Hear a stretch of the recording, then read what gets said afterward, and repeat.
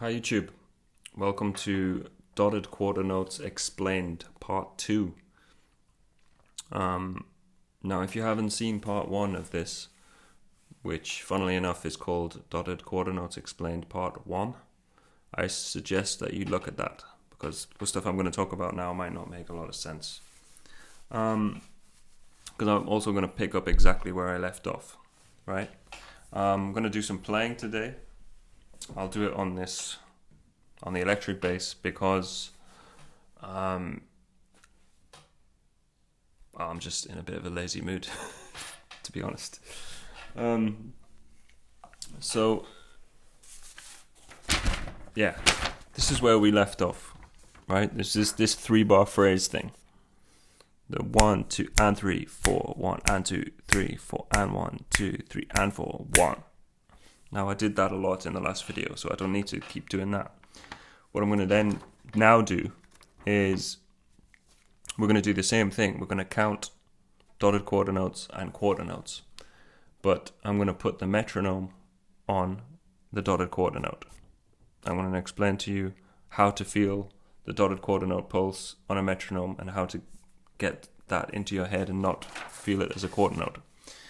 Right, so I've got using Metronomics, which is a great metronome app, but any metronome would work. I've got it at 80 BPM, and I've got it programmed that every 8th beat, well, it's 8-beat cycle, and the downbeat of each one of those is accented. So it's like this.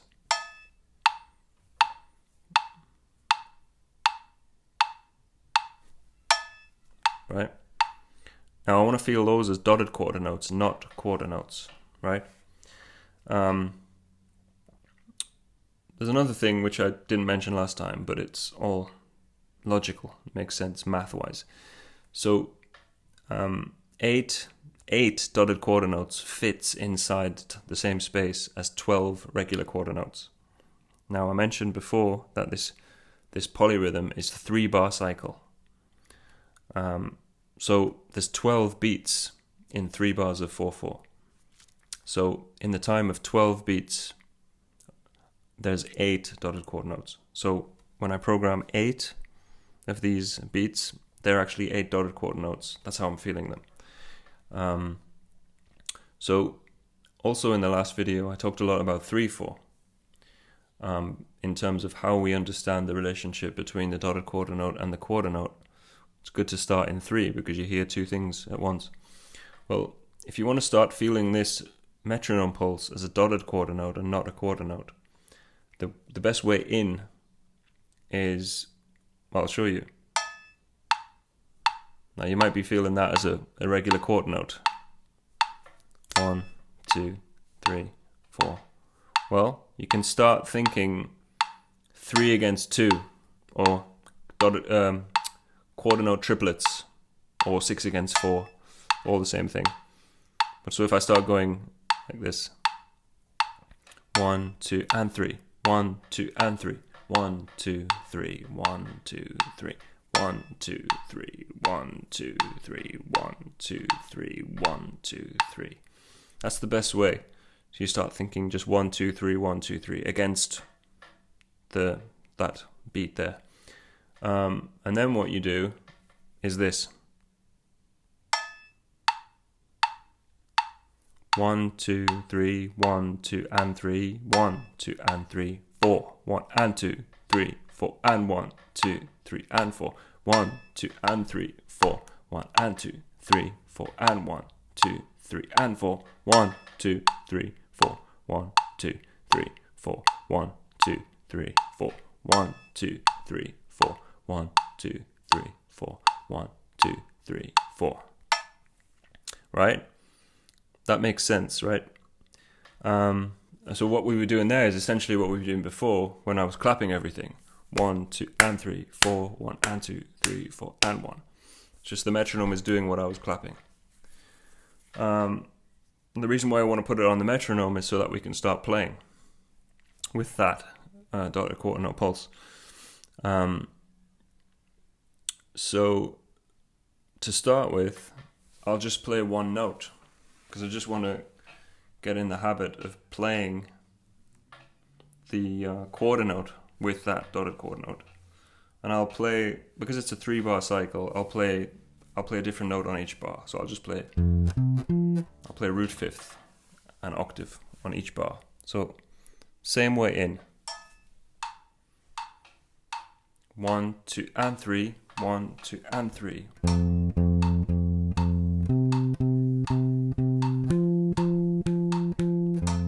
and 3, 4. 1 and 2, 3, 4 and 1, 2, 3 and 4. 1, 2, 3, 4. 1 and 2, 3, 4 and 1, 2, 3 and 4.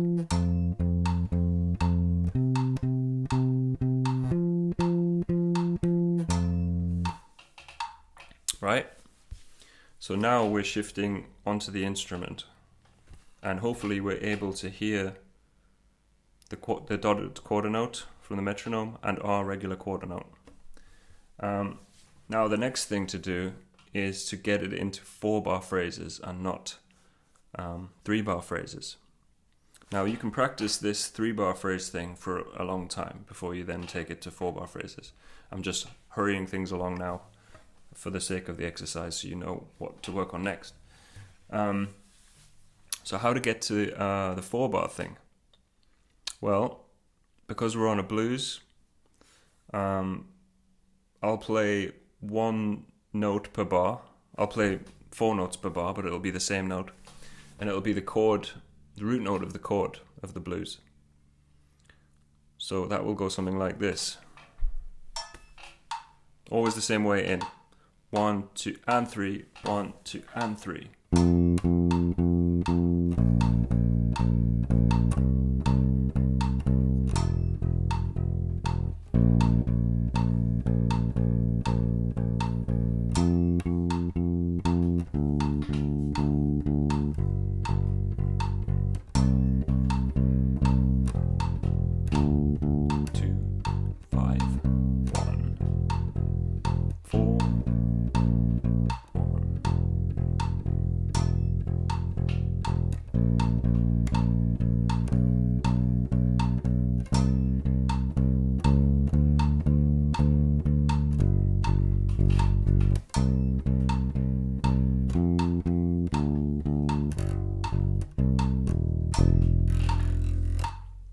That's a good way to start doing it, just so you hear the form of the blues, you're hearing the 4-bar phrases, you're hearing the quarter note pulse against that. There's a lot to do all at once there, but I'd say that's a good place to start. And if you're finding that hard, just go back to the 3-bar thing, because if you're finding it hard, it's probably the basic polyrhythm that you're still struggling with, just that sort of dotted quarter note against quarter note thing. So yeah, I would work on that for a while before doing anything else. And then once you're more comfortable with that, you can start playing a regular bass line, like a normal walking line, like this.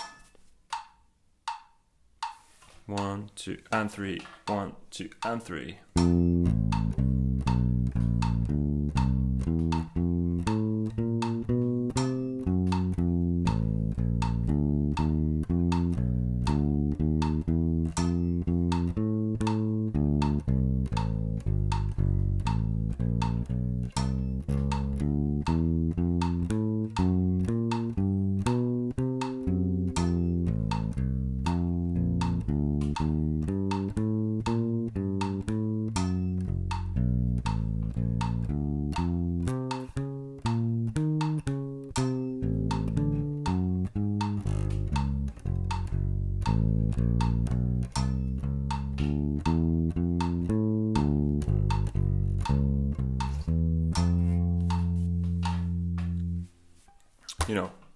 And then half notes are also worth doing.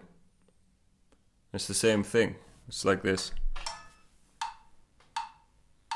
1, 2, and 3. 1, 2, and 3.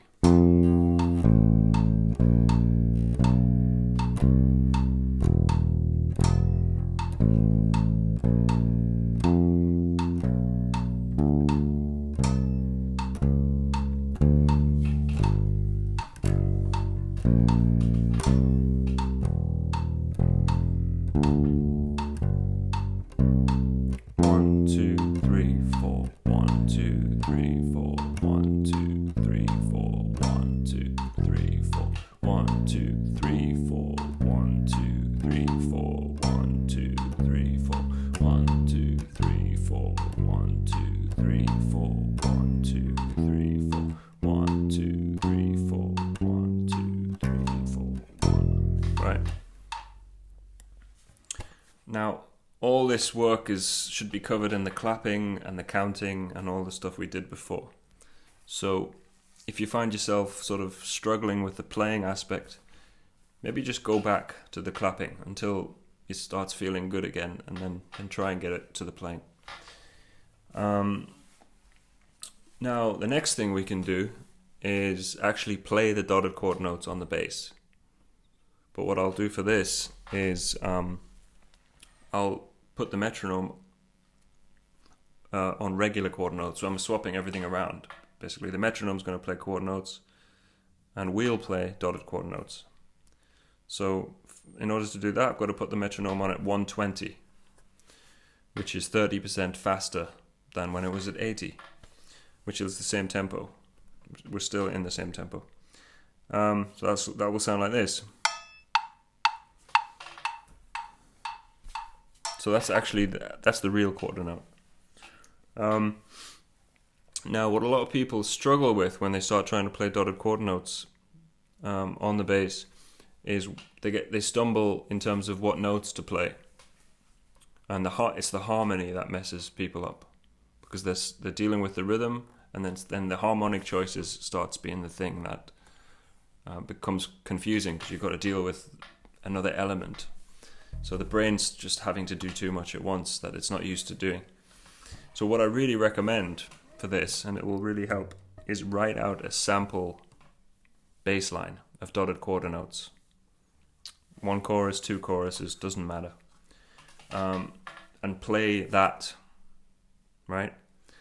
And the reason for that is because that means you don't have to then think about what notes to play, because you've written it out. You just have to play what you've written. Because the main point of this, and the thing that you should be focusing on when doing it, is hearing the dotted quarter note again against the quarter note. But this time you're playing the dotted quarter note. That's what you're focusing on. Your note choices, that's not what you're dealing with right now. But you're bringing it into your subconscious because you're doing it over the form of a blues. There is a harmonic component. And the point of this is it gets in your ear, so that when you start becoming free and start being able to make your own bass lines, that information is sort of really familiar because you've been doing it over and over. Write out a couple of choruses or 1 chorus and just repeat that. It doesn't matter. And then you'll notice that there'll be times when you have to play a note, a chord tone of a chord, but you might have to play that note early or late in terms of where it's coming. So either you play it, you have to anticipate a chord on beat 4 of a previous bar, or beat the and of 4, or you have to hit it after the chord's already happened, so it'd be the and of 1, or maybe 2, beat 2. So there's all these places where you have to reference a harmonic thing that's not on the downbeat. So by writing it down, you actually see it, and it takes some of the mystery away and just clears it up. And if you just play that written out line over and over and over and over, it's going to start sounding a bit more familiar, and I think you'll be able to be freer with your own improvised walking lines eventually if you do that. I've written out a sample one. Here it is. You could play that one, or you can write your own out. It doesn't matter. So I'll do a bit of that. I'll do a chorus of regular time with the quarter note, and then I'll go into dotted quarter notes and play a chorus of that. Yeah? And then I'll do 6 bars of regular time and then 6 bars of dotted quarter notes. So half a chorus, which is weird because then you're changing the rhythm halfway through the form, which is a bit unusual on a blues. All right, here we go. 1, 2, 3, 4.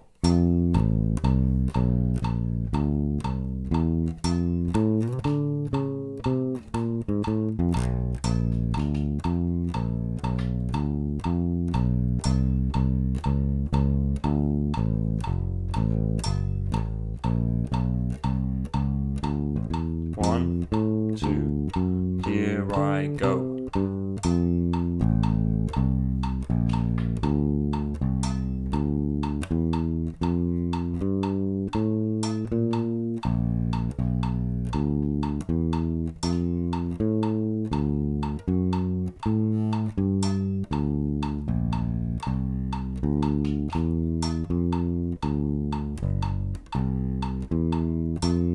Back to chord notes.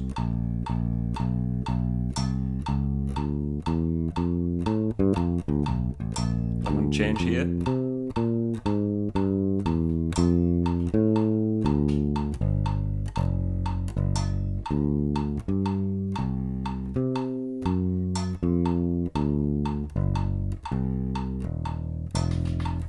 Right, I think my E strings. Whoops, sorry. E string's a bit flat. Hope that wasn't too grating. Now we're going to do the exact same thing, but we're going to put the metronome back on dotted quarter notes. Right?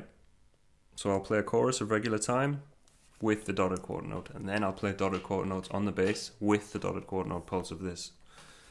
And then I'll do the 6-bar thing again. Now that's going to be challenging, and that's, if you can get to the point where you can do that, then you're getting somewhere with this. Now back to 80 BPM, which is where the dotted quarter note is, and it's the same way in, so then just think 3.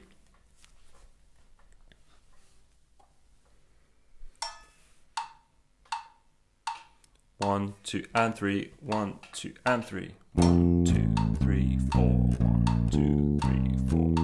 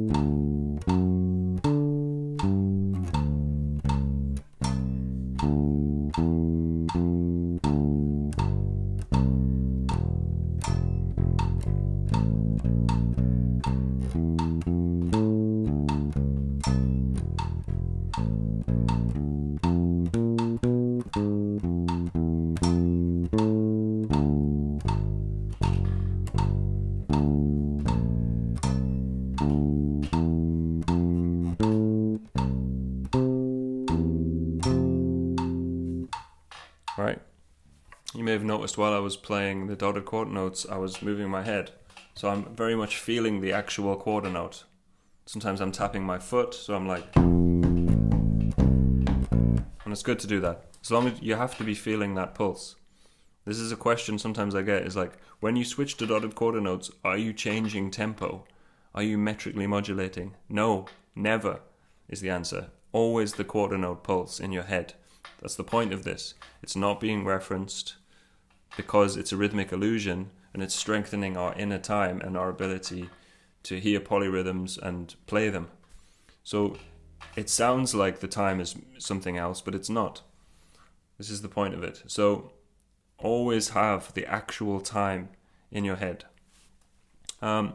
If you drift and start feeling that as a if you change how you're feeling the time, which is totally normal. That's a natural thing to happen. It's a normal impulse. So if that happens, know that you're doing absolutely nothing wrong. That's the impulse. That's a normal thing to happen. But know that if that happens, you've made a mistake. So you need to stop and just start again and keep trying. You have to acknowledge when you've made a mistake, otherwise you can't learn from it. But also don't be discouraged. If you switch in your mind, it's completely normal to make that mistake. Everybody makes that mistake. I made that mistake a lot for a long time when I was getting this stuff together. But it's just about being persistent and not giving up, and you'll get there. And do it with the stepwise moment. And if it gets too hard, just drop it back a bit in terms of simplicity. Hopefully I've done enough of a stepwise kind of in terms of stages of how you can work at this thing. And if it gets complex, just go back a stage. Eventually, I'm sure you'll get to the point where you can start hearing the dotted quarter note and playing regular time and swapping it around, where you're playing the time against the dotted quarter note, vice versa, or doing both together. So there'll be a part 3 because we can get into more detail with this stuff. We can get more complex, but have fun with this stuff for now. All right, thanks.